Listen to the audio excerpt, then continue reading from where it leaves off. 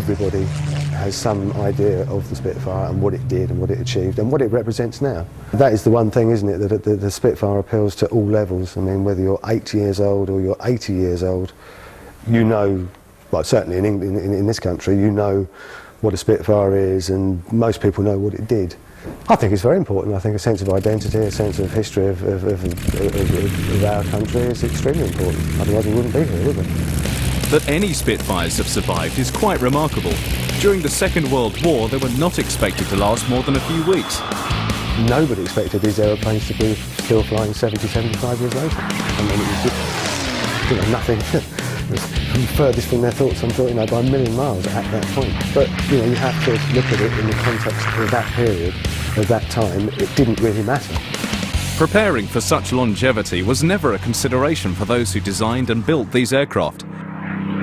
But where does the story of this design icon begin?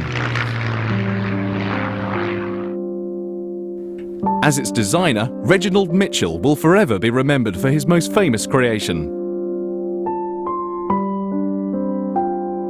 Mitchell had gained international renown for leading the design team at Supermarine, which had produced a succession of racing float planes.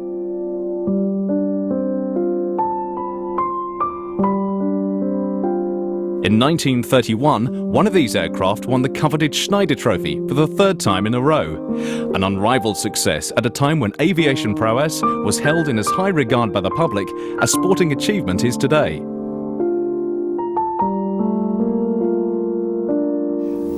Mitchell was a very fair man. He was very impressive as a person. He was a very good listener, and he was very decisive. He would listen, though. He was quite prepared to listen to all the arguments. And of course, you know, there's always, or very often, there's more than one way to solve a problem. But he did actually make decisions based on listening to people. What was nice about Mitchell, again, was that he always said he was, don't congratulate me about something. My men are the chaps who deserve the compliments and so on. And he always did that so nicely, I think. Using the wealth of experience he had gained in high-speed flight, Mitchell turned his mind to designing a fighter.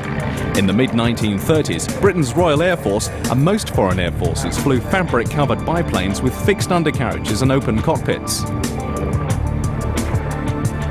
When the Spitfire made its maiden flight on March the 5th, 1936, it was therefore something of a revelation.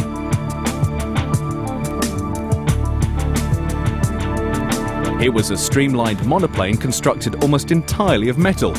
The cockpit was enclosed and it had a retractable undercarriage.